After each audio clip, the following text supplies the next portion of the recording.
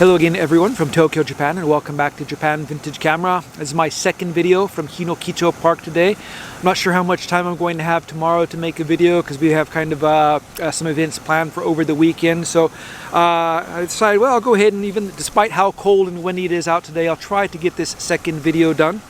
The subject of my second video is a really cool camera, one that not a lot of you have probably seen before. This is the Contax RX, which is a very high quality SLR camera, which was manufactured in, I guess, the early mid-90s by the Kyocera company after the Contax and Carl Zeiss company was purchased by Kyocera. Yashica was also taken over by the Kyocera brand, and this camera comes in what is called the Contax Yashica mount, or CY mount. This particular camera is fitted with a really wonderful 85mm f1.4 lens. I got this camera specifically to shoot with this lens, and I really like the way both of them work together.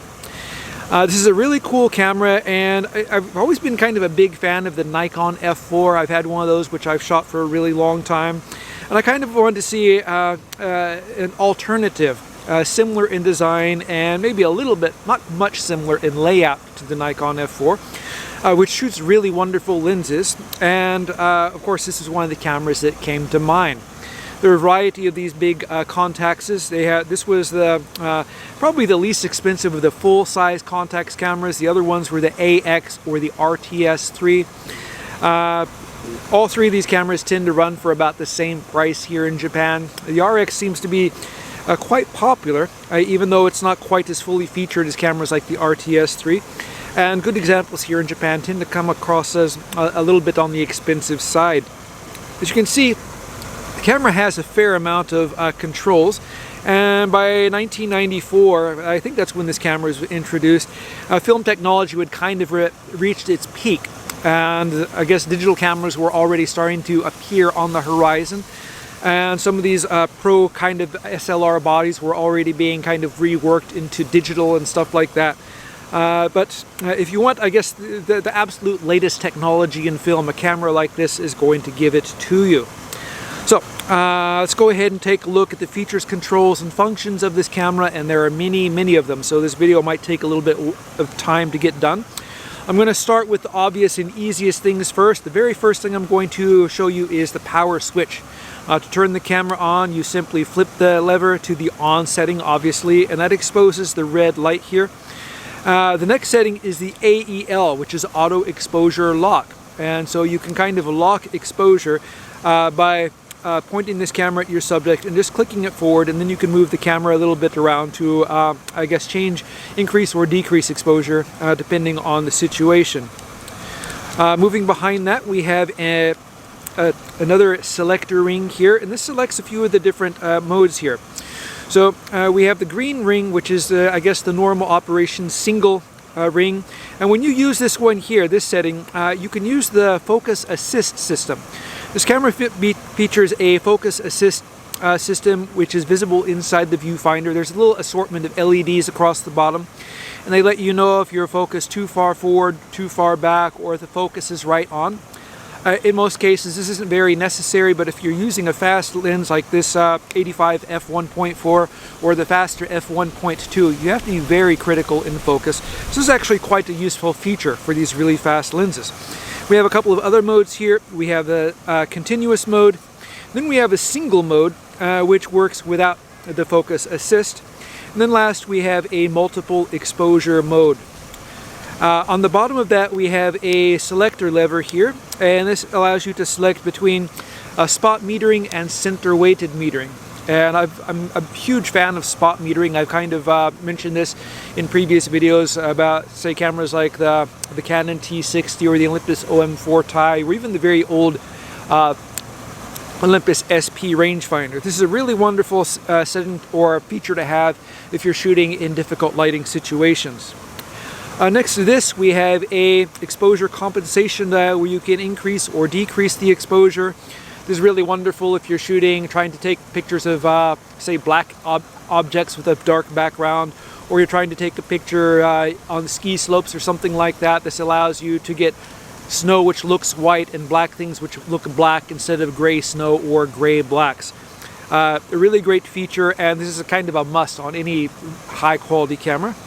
Below that, we have kind of an odd thing here. It's a little three-way switch here, and this is a bracketing system which allows you to take multiple exposures, or say 3 exposures of a subject, and the camera will automatically underexpose, properly expose, and overexpose.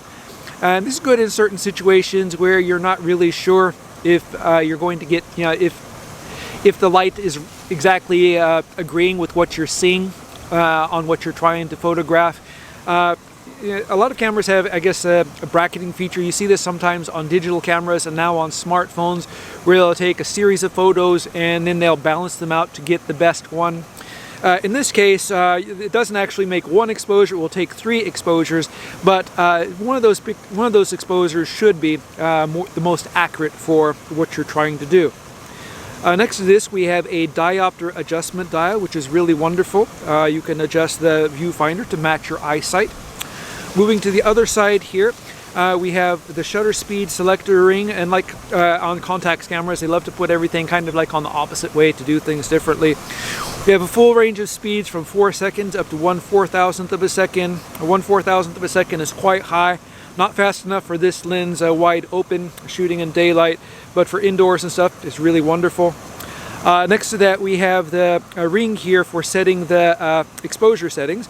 And we have AV or aperture priority, we have TV or shutter priority, program, manual, X-Sync, and then B. Another thing with this camera allows you to do is manually set the film speed. Normally this camera uses the DX coding system, so you drop in a modern cartridge of film and it automatically reads the code of the film and programs it into the camera. But if you're one of the like old school hardcore photographers that likes to buy your film in bulk and roll it onto your own canisters, with this you can simply turn to the ISO setting, and using the little menu here with up or down, you can adjust the film speed up or down in 1/3 stops to match whatever you have loaded in the camera. We have yet another setting for CF, and this kind of allows you to do, I guess, custom functions on certain buttons. So kind of like the custom menus which you can do on modern digital cameras. We have something like that, but of course it's going to be more primitive on this old Contax. And there's a safety button here. You must press the safety button when moving to the different selections here. I'll go ahead and move it up to AV because I prefer the aperture priority setting. Moving to the back of the camera, we have a socket located here. You can remove the cover and plug into that. This is the rewind lever, which allows you to rewind the film. This is a electrically or motor-driven camera, so to wind or rewind the film, it depends on the electric motor built into the camera. Here we have a data back, which was a very high-tech feature, but Contax, I guess, didn't expect these cameras to last a very long time, and the highest date you can program into one of these computers is 2019, so it's not really a useful feature today, obviously. We have a window on the back here, which lets you know if you have film loaded in the camera or not. In the past, there were like little feelers and things in cameras which would move a red or orange indicator to let you know if you had film in it. It's much easier to have a system like this where you can just simply see.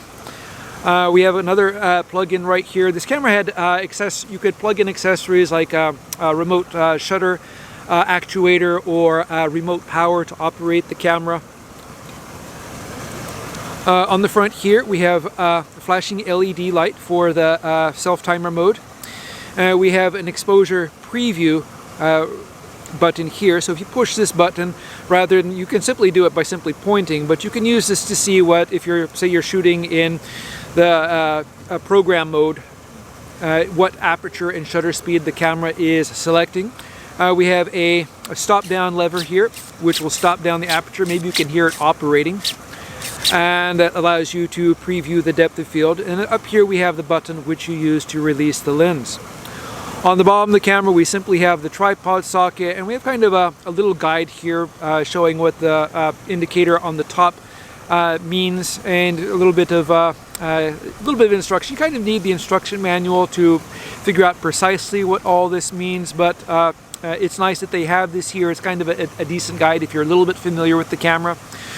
You can find the operator's manual to this camera online. One of my favorite sites is the Butkus site. They have manuals for just about every one of these old cameras. And if there is a certain camera which I haven't seen before, often I can find the manual there. Most of the manuals I find here in Japan, of course, are in Japanese, which is a little bit difficult for a lot of people to read, myself included. So it's nice to be able to have a resource for English or other language manuals. On the center here we have a standard 1/4-inch tripod socket, and over here we have this little screw which has kind of knurled around the edge. You have to remove this to replace the battery. This camera uses a modern lithium-ion 2CR5 battery. You can get these for maybe $8 or $10 on Amazon. They have a lot of power to operate the camera for a long time, and here in Japan there are people who make rechargers for these batteries so you can use them for a long time. In America, the lawyers probably don't allow something like that, but here in Japan we don't have any lawyers, so you can do what you like. Loading the film in the camera is quite simple. We have the kind of a safety button and latch which you pull downward, and you simply drop your film canister in here. This will pop up a little bit to allow it to go inside. Just lay the film meter across the end here, then close the camera and push the shutter button, and it will wind the film to the first frame, and you are ready to go. On the top here we have an LED exposure, or excuse me, LCD panel, which has the film counter, the ISO setting, and other features, as well as if you're using DX film, it'll show the DX here, and all these other things which are listed on the bottom. So, pretty interesting camera. I really love it, and this is what I'm planning to take out and use shortly. When you have the lens mounted to it, I'll go ahead and describe the lens features a little bit quickly here. The lens here, this is, as I said, 85 f1.4 lens. We have the focusing scale here and depth of field scale. You could find these lenses made either in Japan or in Germany. This, I believe, is the version with what they call the Ninja Star bokeh. Other versions had kind of, or excuse me, Ninja Star aperture blades. So when you kind of close it down, the first half stop or stop, it looks kind of like a Ninja Star on the inside. Other versions don't have this. We have, as I said, the depth of scale here, field here, and then we have the focusing scale, which is arranged in meters or feet. And probably the best feature of these Contax cameras are these lenses, and they are extremely popular here in Japan. A lot of people have adapted them into digital photography or cinematography. I really like them, and this is one of my favorite lenses here, either the 50 f1.4 planar, or of course this very, very beautiful 85mm planar. Anyway, that's it for my video about the Contax RX SLR camera. I'm kind of on the fence about whether I want to sell this camera or not. If any of you are interested in it, please let me know. If you aren't, you're not going to break my heart, because I love this camera a lot, and I plan to go out and do a little bit more shooting with it if no one buys it. Anyway, thank you very much for watching, and I hope you tune in again soon.